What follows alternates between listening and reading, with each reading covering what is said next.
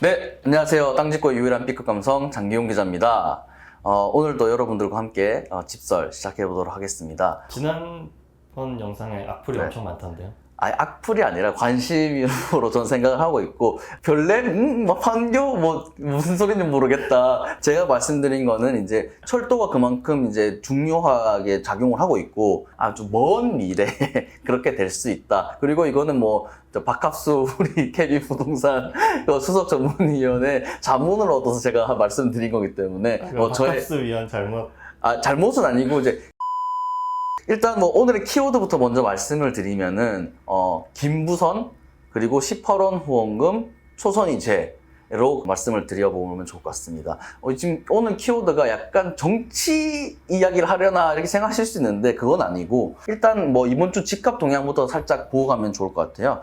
이번 주도 사실은 저번 주랑 수치상으로도 그렇고 거의 대동소이하다고 보여집니다.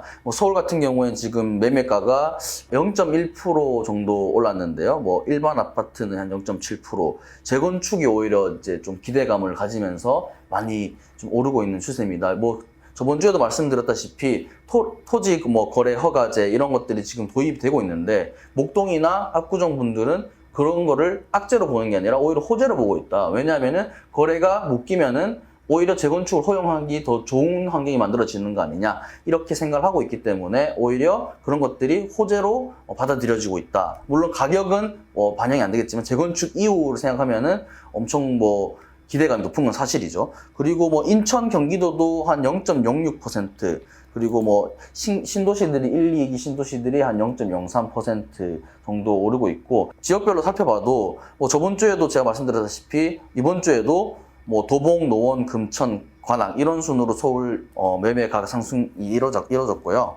그리고 신도시에서도 지금 평촌이 0.1, 중동이 0.1, 파주, 운정이 0.06, 저번 주랑 비슷합니다. 그리고 경기도 지역에서는 조금 주목할 만한 지역이 지금 시흥이 되게 치고 올라왔어요. 0.23% 정도 상승을 했는데, 아무래도 뒤에 말씀드리겠지만은 신안산선이라든지 제2경인선이라든지 이런 또 철도 호재들이 시흥 지역의 집값을 끌어올릴 수 있는 요소로 작용하면서 벌써부터 약간 꿈틀대는 그런 느낌이 있는 것 같습니다. 전세금도 살짝 보고 가면 좋을 것 같은데, 전세도 상승 흐름이 계속 이어지고 있어요. 전월세 신고제라든지 이런 것들이 지금 6월 달에 예고되고 있기 때문에 월세로 전환될 가능성이 높다. 그리고 전세를 더 이상 못 올릴 수 있지 않나라는 그런 집주인들의 걱정도 있어가지고 전세 매물이 감소될 것 같다라는 그런 분석 아래에서 가격이 오르고 있습니다. 지역들도 보면은 원룸이나 이런 것들이 많은 지역들이 상당히 상승을 많이 했어요. 지금 순서는 이제 관악, 금천, 도봉, 서대문, 구로, 은평, 동대문 이런 식으로 나가는데 수치가 거의 비슷비슷하기 때문에 크게 의미는 없을 것 같고, 전세금이 여전히 상승세를 좀 유지하고 있다라고 보시면 될 것 같고, 신도시에서도 평촌, 위례, 일산, 중동, 김포, 한강 이런 순으로 전세금이 살짝 상승하는 모습이고, 지금 아까 말씀드린 매매가가 가장 많이 오른 지금 시흥 같은 경우에는 전세 가격도 지금 경기도에서는 1등으로 오르고 있습니다. 0.24% 오르고 있는데,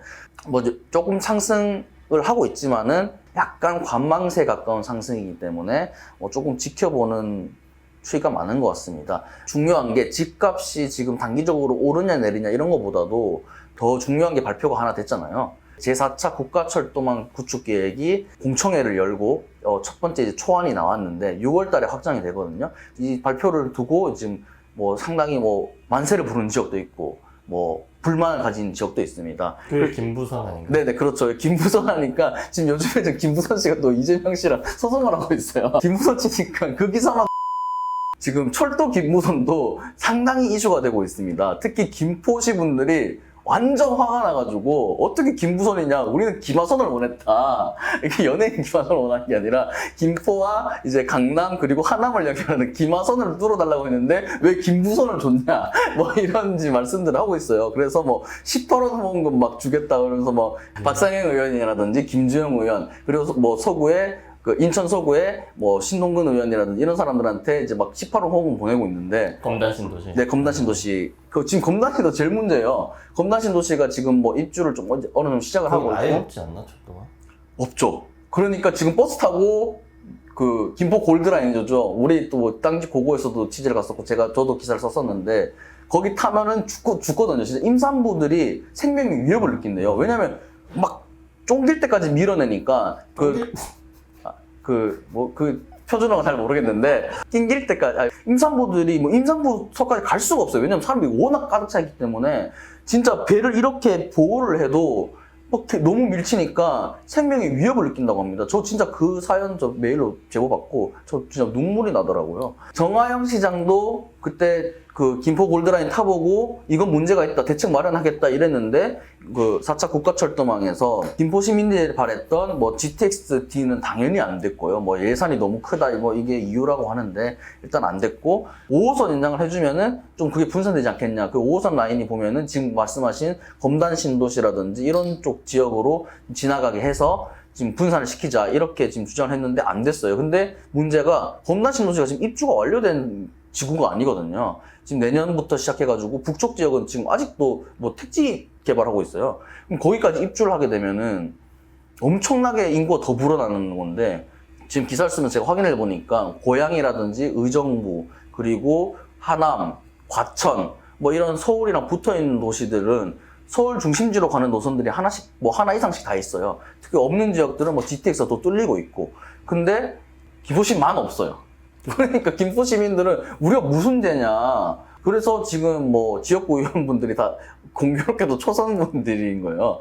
그래가지고 초선이 힘이 없어서 그런 거 아니냐 이런 이야기까지 나오고 있다고 합니다. 반대로 그 지역구 의원이 조금 힘이 있어가지고 이 노선이 좀 포함됐다라는 이야기가 나오는 지역도 있어요. 뭐 대표적 이번에 또 반영이 된 건가요? 그렇죠. 이번 반영이 된 노선 중에 신구로선이라고 있는데 뭐 신구로선 같은 경우에는 시흥대야에서 구로구 지역을 거쳐가지고 목동까지 가는 건데 구로구가 뭐 지금 뭐 1호선 뭐 7호선 좀 있긴 하지만은 뭐 개봉동이라든지 궁동이라든지 쪽이 좀 약간 교통 그 소외 지역이었거든요. 그리고 최근에 개발된 항동 그 택지 개발 지구 같은 경우에는 뭐 지하철이 없어가지고 주민분들이 좀 불편함이 있었는데 여기가 지금 이번에 발표가 된 거죠. 신구로선 있는 이 구로구 지역구를 가지고 있는 국회의원이 누구냐면은 이인영 의원입니다. 지금 통일부 장관이죠.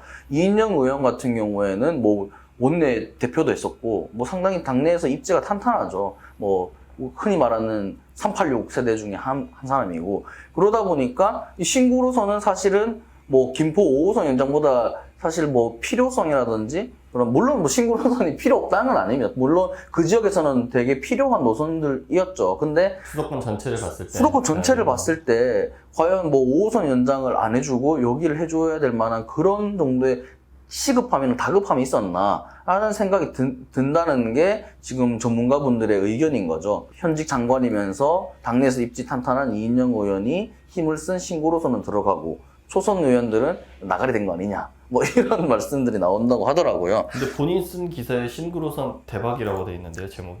그렇죠. 구로구는 대박이죠. 구로구는 대박.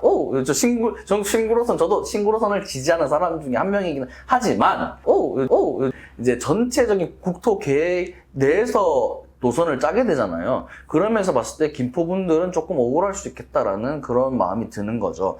지금 다른 뭐 주요 노선들을 좀 살펴봐야 될 것 같아요. 왜냐면은 이게 진짜 앞으로 10년 장기 계획이니까 결국 이제 10년 뒤에 또 15년 뒤에 집값을 엄청나게 좌우할 노선들이 많거든요.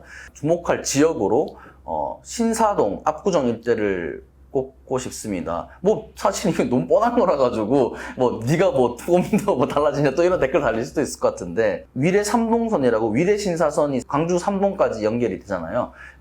이 노선이 또 신사까지 오게 됩니다.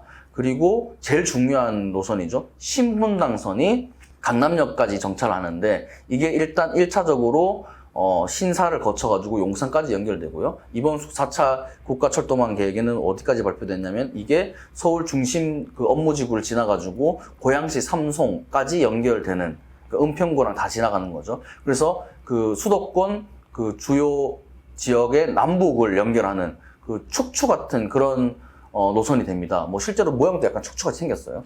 그래가지고 신사 지역이 교통이 엄청나게 개선이 되면서 또 우리 또 압구정, 신사 이렇게 하면 떠오르는 지역이 있잖아요. 압구정 현대아파트가 지금 재건축 조합들이 거의 다 설립이 됐거든요. 그럼 여기가 이제 재건축이 될 텐데 그러면은 이쪽 지역으로 정말로 뭐 한국에서 난 돈 좀 있다, 나 방구 좀 낀다, 이쪽으로 이제 들어올 가능성이 있는 거죠. 최근에 실제로 뭐 반도건설 그 회장님이 그 자회사를 통해서 가지고 있었던 80억. 압구정 현대 아파트가 80억에 거래가 됐잖아요. 뭐 이게 80억이 시작이다라는 말들이 많아요. 그래서 저희도 그때 뭐 이제 평당 1억이 넘었으니까 진짜 100억 가는 건 일도 아니겠다라는 이야기도 했었었는데, 재건축 안 되고도 이 정도 가격이니까 재건축되면 더 오를 가능성이 있는 거죠. 지금 또 시흥지 값이 많이 올랐다고 했잖아요. 제2경인선이라든지 그리고 신안산선, 이런 것들이 지금 이번에 또 구축 계획에 포함이 됐습니다. 신안산선 같은 경우에는 인천 지역부터 해가지고 시흥이 일단 가장 큰 호재가 될 것 같고요. 그리고 지금 서울에서 약간 낙후 지역이잖아요. 신길, 신풍 이쪽 일대가 지금 또 개발 이슈가 있기 때문에 이쪽 지역도 신안산선과 함께 엄청 올라갈 가능성이 있다. 그리고 제2경인선도 지금 구로 차량기지 이전 때문에 살짝 그 사업이 막혔는데, 지금 또 광명시에서 이전지 아니면은 다른 곳으로 하면은 우리가 충분히 받아들이겠다, 이 정도까지 뭐 입장을 내고 있다고 해요. 그러니까 구로 차량기지가 이전을 하고 제2경인선이 뚫리게 되면은 또 시흥 북부 지역도 엄청나게 또 발전을 할 수 있는 거죠. 그래서 시흥 지역의 집값이 벌써부터 꿈틀대고 있다. 이렇게 볼 수 있겠습니다. 수도권 이야기하면은 뭐 또 지방분들이 또 화가 날 수 있으니까, 지금 뭐 지방 중에서는 충청도가 가장 지금 만세를 부를 것 같아요. 왜냐면은 충청권 광역철도 계획이 이거 1단계가 지금 추진된 데 이어가지고 이번에 지금 추가 연장선까지 국가철도망 계획에 포함이 됐고, 이게 개통을 하게 되면은 충청도 지역에서 동탄까지 가거든요. 그러면 동탄은 어디냐면 GTX-A 종점이잖아요. 그러니까 동탄에서 GTX를 또 탈 수 있게 되는 거죠. 그러니까 충청도 지역에서 서울 접근성이 엄청나게 좋아지는, 수도권만큼은 아니지만은 그런 버금가는 대도시 광역권을 만들 수 있을 거다라는 기대감이 있고, 전라도 지역도 지금 전라선 고속화라든지 그다음에 광주 나주를 연결하는 광역철도망이 지금 또 이번 계획에 포함이 됐고, 대구 같은 경우에는 이제 대구 공항이 이전을 하잖아요. 대구 공항이 이전함에 따라 가지고 서대구부터 공항을 거쳐서 의성까지 연결하는 공항철도가 광역철도로 이번에 또 포함이 됐습니다. 1호선 연장 같은 경우에도 대구 1호선이죠. 대구 1호선 연장도 영천으로 연결되는 방안이 지금 통과가 됐습니다. 강원도 같은 경우에는 좀 불만이 많아요. 내륙 종단철도를 원했는데 그게 포함이 안 되고 뭐 약간 찔끔찔끔 해가지고 강원도 분들이 상당히 불만이 많을 것 같다라는 생각이 듭니다. 이번 주는 집값뿐만 아니라 국가철도망 계획을 중심으로 앞으로 어떤 식으로 영향을 끼칠 건지, 그리고 각 노선들의 영향은 어떻게 될 건지 살펴봤고요. 또 다음 주에도 뭐 재미난 주제가 있으면 또 여러분들과 함께 같이 이야기 나누면서 전망을 해보는 그런 시간을 가지도록 하겠습니다. 네, 감사합니다. 구독과 좋아요, 알림 설정까지 부탁합니다.